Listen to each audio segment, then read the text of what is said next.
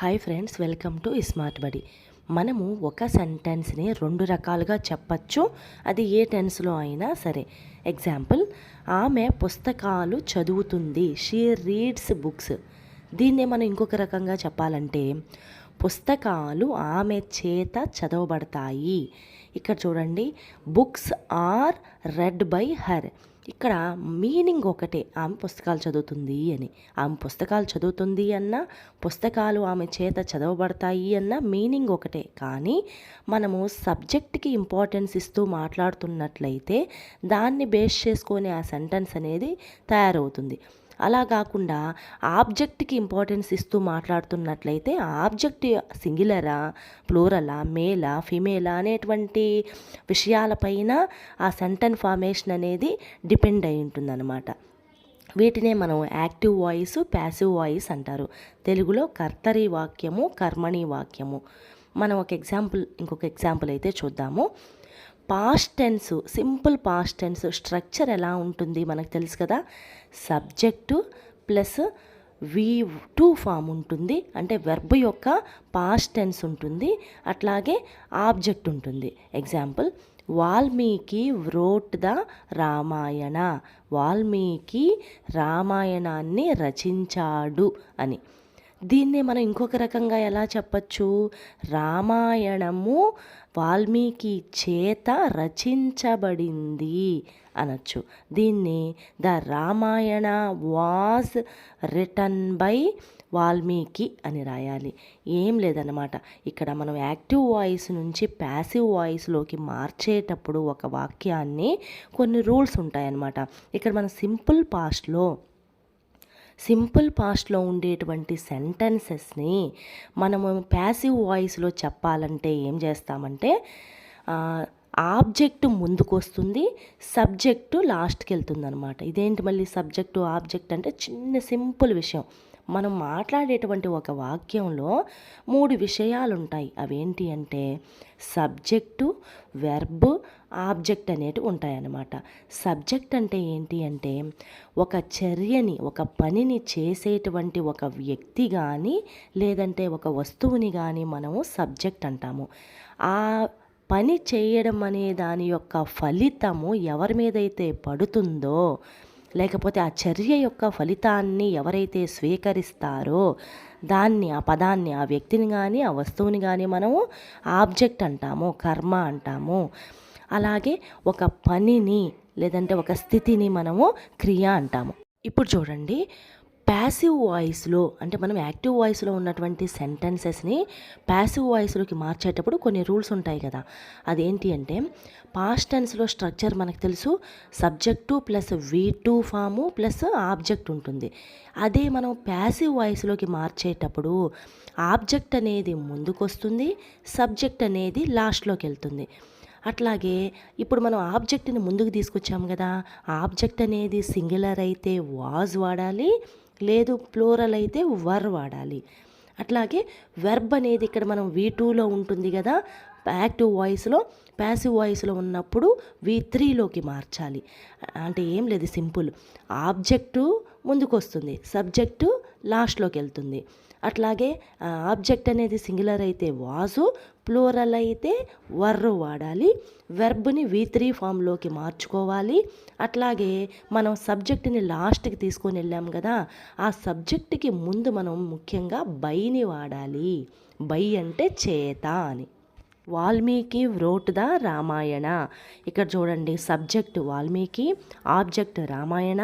ఇక్కడ మనం V2 form వాడాలి కాబట్టి రైట్, వ్రోట్, రిటన్, రైటింగ్.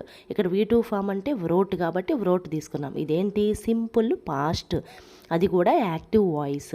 ఇప్పుడు దీన్నే మనం ప్యాసివ్ వాయిస్లోకి మార్చాలంటే ఏం చేయాలి అంటే, వాల్మీకి అనేటువంటి సబ్జెక్ట్ని లాస్ట్కి తీసుకుపోవాలి, రామాయణ అనేటువంటి ఆబ్జెక్ట్ని ముందుకు తీసుకురావాలి.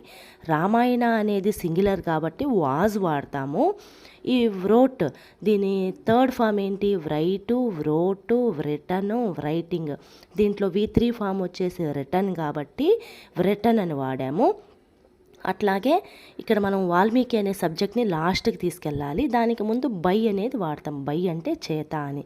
మొత్తానికి సెంటెన్స్ ఎట్లా మారుతుంది ప్యాసివ్ వాయిస్లో అంటే the Ramayana was written by Valmiki అంటాము.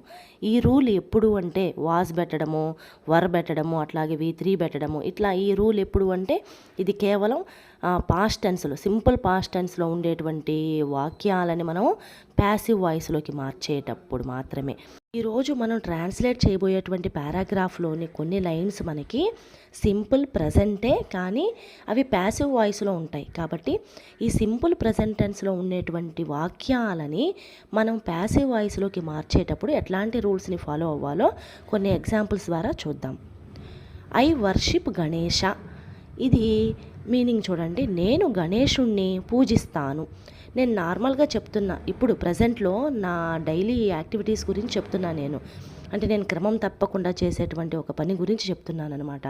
అంటే సింపుల్ ప్రజెంట్లో, అంటే ప్రజెంట్ టెన్స్కి సంబంధించి ఒక రెగ్యులర్గా జరిగేటువంటి కొన్ని పనులు కానీ, అట్లాగే హ్యాబిట్స్ కానీ, అట్లాగే ఇష్టాల గురించి చెప్పేటప్పుడు కానీ, హీ లైక్స్ టీ అట్లా ఇష్టాల గురించి చెప్పేటప్పుడు కానీ, అట్లాగే ప్రొఫెషన్స్ గురించి చెప్పేటప్పుడు కానీ, హీఈస్ ఏ డాక్టర్, అట్లాగే జనరల్ ట్రూత్, యూనివర్సల్ ట్రూత్, ఇట్లాంటివన్నీ కూడా మనం సింపుల్ ప్రజెంట్లో రాస్తాం. కాబట్టి ఇక్కడ నేనేమన్నాను, నేను గణేశుణ్ణి పూజిస్తాను. నేను జనరల్గా చెప్తున్నా, రెగ్యులర్ యాక్టివిటీ ఒకటి చెప్తున్నాను, నేను గణేశుణ్ణి పూజిస్తాను అని. I worship Ganesha. సింపుల్ ప్రజెంట్లో మనకి యాక్టివ్ వాయిస్లో చెప్తున్నాను నేను. సింపుల్ ప్రజెంట్లో మనకి స్ట్రక్చర్ ఎలా ఉంటుంది, సబ్జెక్ట్ ఉంటుంది, ప్లస్ V1 ఫామ్ ఉంటుంది, ఆబ్జెక్ట్ ఉంటుంది. అదే మనం థర్డ్ పర్సన్ సింగులర్ గురించి మాట్లాడేటప్పుడు అయితే వెర్బ్కి, అంటే V1 వెర్బ్కి మనం ఎస్ యాడ్ చేస్తాం. హీ రైట్స్, షీ రైట్స్, అట్లా ఎస్ యాడ్ చేస్తాం వెర్బ్కి. మిగతా వాటికి దేవ్ రైట్, సింపుల్గా V1 ఫామే ఉంటుందన్నమాట. అదే ఐ వర్షిప్ గణేష్ అని ఉన్నటువంటి ఈ సెంటెన్స్ని మనము ప్యాసివ్ వాయిస్లోకి మార్చాలంటే గణేష అనేటువంటి ఆబ్జెక్టు ముందుకు వస్తుంది, ఐ అనేటువంటి సబ్జెక్టుని మనం లాస్ట్కి తీసుకెళ్ళాలి. అట్లాగే ఇక్కడ V1 ఫామ్లో ఉండేటువంటి వర్షిప్ అనే దాన్ని మనం V3లోకి మార్చుకోవాలి. ఇప్పుడు చూడండి, గణేష, గణేష అనేది సింగులర్ కాబట్టి ఈజ్ పెట్టాలా. ఇప్పుడు మనకేం లేదు, ప్యాసివ్ వాయిస్లోకి మార్చేటప్పుడు ఇక్కడ మనం ఆబ్జెక్ట్ అనేది సింగులర్ అయితే ఈజ్ వాడతాము, ప్లూరల్ అయితే ఆర్ వాడతాము, ARER అని వాడతాము. అదే మన గురించి మనం చెప్పుకునే కొన్ని సిచ్యుయేషన్స్ అప్పుడు యామ్ కూడా వస్తుందన్నమాట. అట్లాగే వెర్బ్ యొక్క V3 ఫామ్ వస్తుందన్నమాట. అట్లాగే సబ్జెక్ట్కి ముందు బై అనే దాన్ని యూజ్ చేస్తాము. ఇప్పుడు చూడండి, ఈ సెంటెన్స్ని ఎట్లా మనం మార్చచ్చు ప్యాసివ్ వాయిస్లోకి అంటే గణేష ఈజ్ వర్షిప్డ్ బై మీ అంటాము. గణేష అనేది సింగులర్ కాబట్టి ఈజ్ వాడాను. అట్లాగే మనం వర్షిప్, వర్షిప్డ్, వర్షిప్పింగ్, దీంట్లో V3 ఫామ్ వచ్చేసి వర్షిప్డ్ కాబట్టి వర్షిప్ వాడాము. అట్లాగే ఐ కాస్త ఏమైందంటే ఇక్కడికి వచ్చేసరికి ఐ అనే సబ్జెక్టు మీగా మారింది ప్యాసివ్ వాయిస్లో. దీనికి ముందు బై, చేత అనేటువంటి ఈ పదాన్ని పెట్టాలి కాబట్టి బైని వాడాము.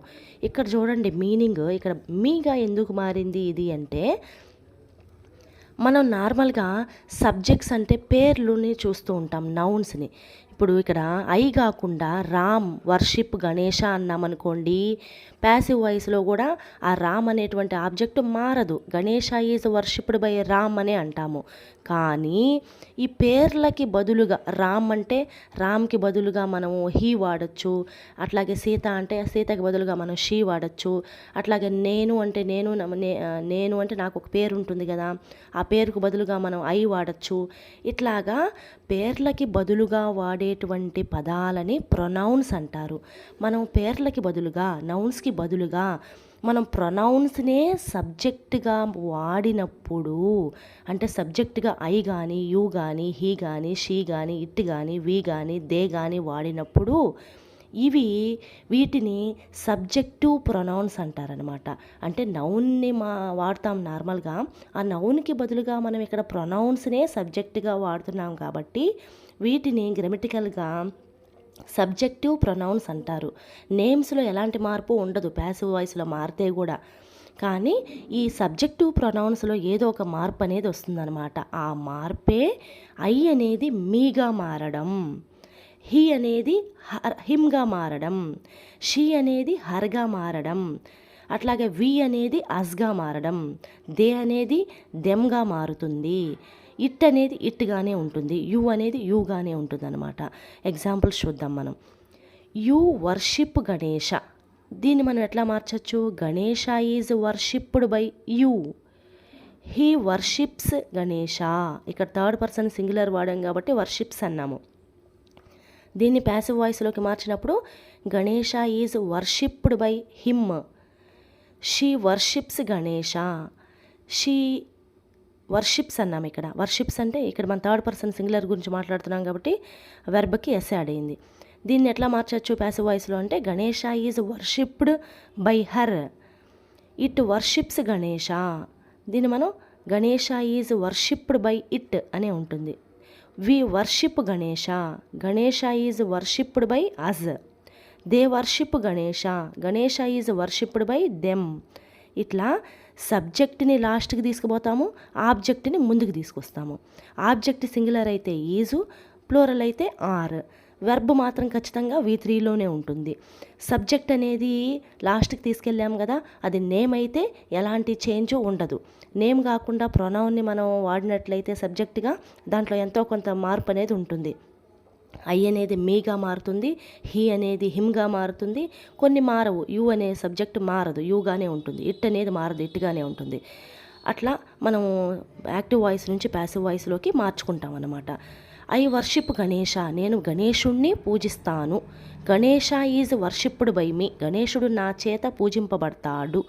నేను పూజిస్తాను, నా చేత పూజింపబడుతుంది.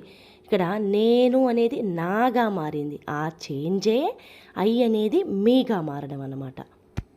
ఇప్పుడు మనం మెయిన్ పారాగ్రాఫ్లోకి వచ్చినట్లయితే మొదటి లైను కొత్త పనులు ప్రారంభించే ముందు తరచుగా గణేశుడు పూజింపబడతాడు అన్నాము. ఇక్కడ చూడండి, పూజింపబడతాడు అంటే ఇదేంటి? పూజిస్తారు అని వాడడంలో మనం అంటే కొత్త పనులు ప్రారంభించే ముందు ప్రజలు తరచుగా గణేశుడిని పూజిస్తారు, అది యాక్టివ్ వాయిస్. అలా కాకుండా కొత్త పనులు ప్రారంభించే ముందు తరచుగా గణేశుడు పూజింపబడతాడు అంటే ఇది ఏ వాయిస్లో ఉందని? ప్యాసివ్ వాయిస్లో ఉంది అని. దట్టు ఇది ఒక ఫ్యాక్ట్, ఇది మామూలుగా జరిగే విషయమే కదా, ఫ్యాక్టే కదా, నిజం కదా ఇది. అంటే కొత్త పనులు ప్రారంభించే ముందు ఎప్పుడైనా సరే గణేశుడిని పూజిస్తారనమాట. కాబట్టి మనం ఇక్కడ అర్థం చేసుకోవాల్సిన విషయం ఏంటి? ఇది సింపుల్ ప్రజెంట్లో ఉంది, దట్టు ఇది ప్యాసివ్ వాయిస్లో ఉంది ఈ సెంటెన్సు అనేది మనం అర్థం చేసుకోవాలి. మనం సింపుల్ ప్రజెంట్లో ఉండేటువంటి వాక్యాలని ప్యాసివ్ వాయిస్లోకి మార్చేటప్పుడు ఏం రూల్స్ చెప్పుకున్నాము? సబ్జెక్ట్ అనేది లాస్ట్లోకి వెళ్తుంది, ఆబ్జెక్ట్ అనేది ముందుకు వస్తుంది. అట్లాగే ఆబ్జెక్ట్ అనేది సింగులర్ అయితే ఈజు, ప్లూరల్ అయితే ఆర్ అనేది వస్తుంది. అట్లాగే వెర్బ్ అనేది V3 ఫామ్లో ఉంటుంది. కొత్త పనులు ప్రారంభించే ముందు తరచుగా గణేశుడు పూజింపబడతాడు. పూజింపబడతాడు అంటే పూజించడాన్ని వర్షిప్ అంటారు. దీనికి మనం వెర్బ్ ఫామ్స్ చూసుకోవాలి. Worship, worshipped, worshipped, worshipping. మనకి V3 ఫామ్ కావాలి కాబట్టి ఇది ప్యాసివ్ వాయిస్లో ఉంది కాబట్టి మనం వర్షిప్డ్ అనే వెర్బ్ని V3ని తీసుకుంటాము. అట్లాగే తరచుగా అంటే ఆఫెన్, OFTEN, ఆఫెన్. ఆఫ్టెన్ అనకూడదు, టీ అనేది సైలెంట్ లెటర్. ఆఫెన్, ఆఫెన్ అంటే తరచుగా. ముందు అంటే బిఫోర్, ప్రారంభించడం అంటే స్టార్టింగ్, కొత్త పనులు అంటే న్యూ వెంచర్స్. వెంచర్ అనే పదానికి ఒక ప్రత్యేకమైనటువంటి అర్థం ఉంది. వెంచర్స్ అంటే ఏంటి అంటే ఎంతో కొంత రిస్క్, ప్రమాదం ఉన్నటువంటి పనులు కానీ లేదంటే బిజినెస్లు కానీ లేదంటే ప్రాజెక్టులని కానీ మనము వెంచర్స్ అంటామన్నమాట. అంటే వాటిలో ఎంతో కొంత ఒక రిస్క్ అనేది ఉంటుందన్నమాట. ఇక్కడ చూడండి, దీన్ని మనం ఎలా కన్వర్ట్ చేయొచ్చు అంటే Ganesha is often worshipped before starting new ventures అని మనం కన్వర్ట్ చేయొచ్చు. ఇక్కడ చూడండి, గణేష అనేటువంటి ఆబ్జెక్ట్ సింగులర్ కాబట్టి మనం ఇక్కడ ఈజ్ వాడాము. ఆఫెన్ అంటే తరచుగా, వర్షిప్డ్ అనేది V3 పెట్టాము. ఇక్కడ గణేష ఈజ్ ఆఫెన్ వర్షిప్డ్, గణేశుడు తరచుగా పూజింపబడతాడు. అదేంటి మేడం, మనము ఆబ్జెక్ట్ ఉండాలా? ఆ ఆబ్జెక్ట్ ముందుకు రావాలి, అట్లాగే సబ్జెక్ట్ అనేది లాస్ట్కి వెళ్ళాలి సెంటెన్స్లో. ఆ సబ్జెక్ట్కి ముందు మళ్ళీ బై ఉండాలి అనుకున్నాం కదా. ఇక్కడ ఏంటి బై లేదు, సబ్జెక్ట్ లేదు అనుకుంటున్నారా? ఇక్కడ మనము గణేష ఈజ్ ఆఫెన్ వర్షిప్డ్, గణేశుడు తరచుగా పూజింపబడతాడంటే ఎవరి చేత పూజింపబడతాడు? ప్రజల చేతే కదా. బై పీపుల్ అని ఉండాలి, ఇండైరెక్ట్గా అక్కడ ఉన్నట్టే అది మీనింగ్. అక్కడ బై పీపుల్ అని పెట్టచ్చు, పెట్టకపోయినా కూడా ఏంటి అంటే ఆ మీనింగ్ ఉన్నట్టే అర్థం చేసుకోవాలి మనం. అక్కడ బై పీపుల్ అని పెట్టినా కూడా తప్పు కాదు, మనకి మైండ్లో అయితే తెలిసి ఉండాలి అక్కడ బై పీపుల్ అనేది ఇండైరెక్ట్గా ఉన్నట్టే అని. సెకండ్ లైన్, ఎందుకంటే అతడు అడ్డంకులను తొలగిస్తాడని నమ్మబడతాడు. ఇక్కడ నార్మల్గా చూడండి, అందరూ ఆయన్ని నమ్ముతారు, ఆయన అడ్డంకులు తొలగిస్తాడని అందరూ నమ్ముతారు. ఇది యాక్టివ్ వాయిస్ అనమాట. కానీ ఇక్కడ ఏముంది, నమ్మబడతాడు అని ఉంది, అంటే ప్యాసివ్ వాయిస్. నమ్మబడతాడు అంటే ఇది మనకి తెలిసినటువంటి ట్రూత్ అనమాట. అందరూ నమ్ముతారు ఆయన, ఇది ఒక ట్రూత్. కాబట్టి ఇది సింపుల్ ప్రజెంట్లో ఉంది, దట్టు ప్యాసివ్ వాయిస్లో ఉంది. మన రూల్ ఏంటి, యాక్టివ్ వాయిస్ నుంచి ప్యాసివ్ వాయిస్కి మార్చేటప్పుడు సింపుల్ ప్రజెంట్ని ఆబ్జెక్ట్ ముందుకు వస్తుంది. ఆబ్జెక్ట్ సింగులర్ అయితే ఈజు, ప్లూరల్ అయితే ఆర్, కొన్ని కేసెస్లో యామ్ వస్తుంది అనమాట సందర్భాన్ని బట్టి. అట్లాగే V3 ఫామ్ ఉంటుంది. దీన్ని మనం ఎట్లా కన్వర్ట్ చేయొచ్చు అంటే, because he is believed to remove obstacles అంటాము. బికాజ్ ఎందుకంటే, హీ ఈజ్ అతడు. ఇక్కడ మనం పైన ఆబ్జెక్ట్ గణేష అని వాడాం కాబట్టి ప్రతిసారి గణేష అని వాడాల్సిన అవసరం లేదు. దానికి బదులుగా మనం ప్రొనౌన్ని వాడతాము. గణేష అనేటువంటి నౌన్కి బదులుగా మనం ఏం వాడచ్చు, ప్రొనౌన్ని హీ వాడతాము. కాబట్టి హీ ఈజ్ అతడు.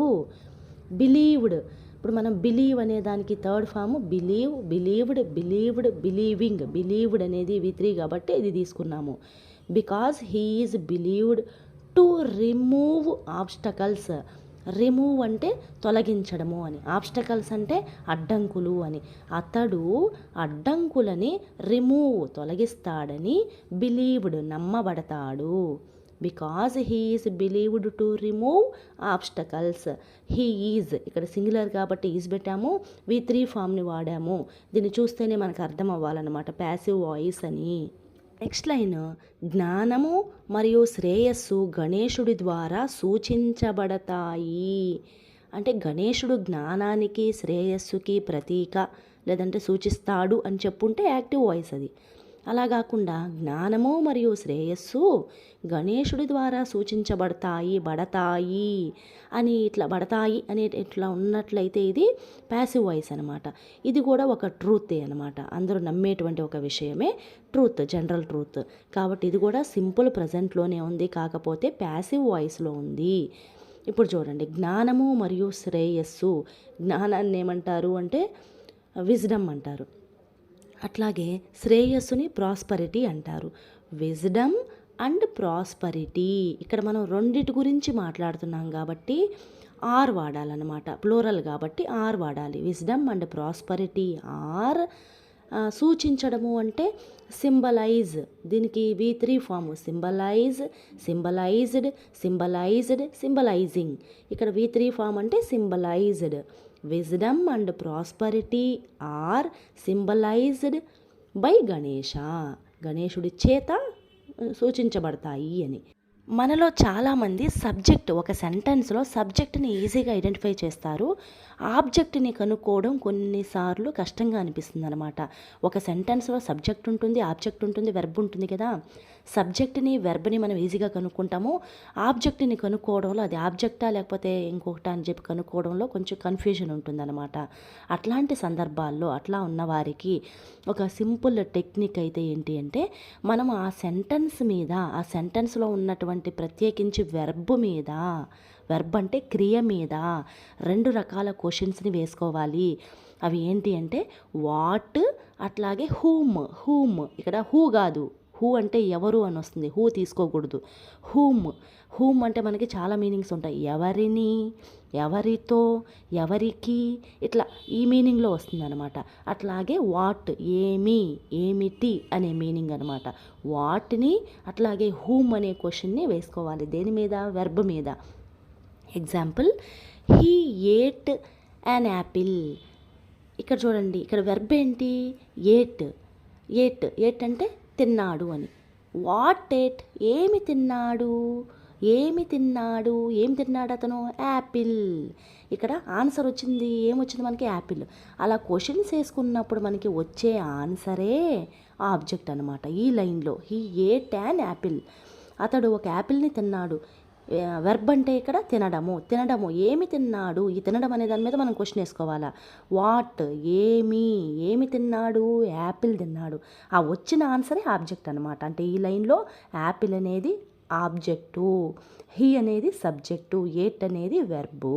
ఇంకొక ఎగ్జాంపుల్ చూసినట్లయితే రామ కిల్డ్ రావణ. ఇక్కడ చూడండి, దీంట్లో వెర్బ్ ఏంటి? కిల్డ్, చంపాడు, సంహరించాడు. రాముడు రావణుణ్ణి సంహరించాడు. ఇక్కడ వెర్బు చంపడము అనమాట. ఇక్కడ మనం ఎన్ని క్వశ్చన్లు వేసుకోవాలి వెర్బ్ మీద? 2 రకాల క్వశ్చన్లు వేసుకోవాలి. వాట్ అట్లాగే హూమ్. ఆ రెండిట్లో దేనికో ఒక దానికి ఆన్సర్ ఖచ్చితంగా వస్తుంది. ఆ వచ్చిన ఆన్సరే మనకి ఆబ్జెక్ట్ అనమాట. ఏమి చంపాడు? ఆన్సర్ రాలా. హూమ్, ఎవరిని చంపాడు, ఎవరిని సంహరించాడు, ఎవరిని? హూమ్ అనే దానికి వచ్చిన ఆన్సర్ ఏంటి? రావణ. ఎవరిని ఇక్కడ ఆయన సంహరించింది? రావణాని. కాబట్టి రావణ అనేది ఇక్కడ object, Rama subject, Ravana object, killed అనేది వెర్బ్. ఈరోజు మనం ట్రాన్స్లేట్ చేసినటువంటి పారాగ్రాఫ్లోని ఒక 3 స్పెషల్ వర్డ్స్ని మనం సెంటెన్సెస్లో ఎట్లా వాడతామో ఈజీగా చూద్దాం. మొదటిగా ఆఫెన్. ఆఫెన్ అంటే తరచుగా.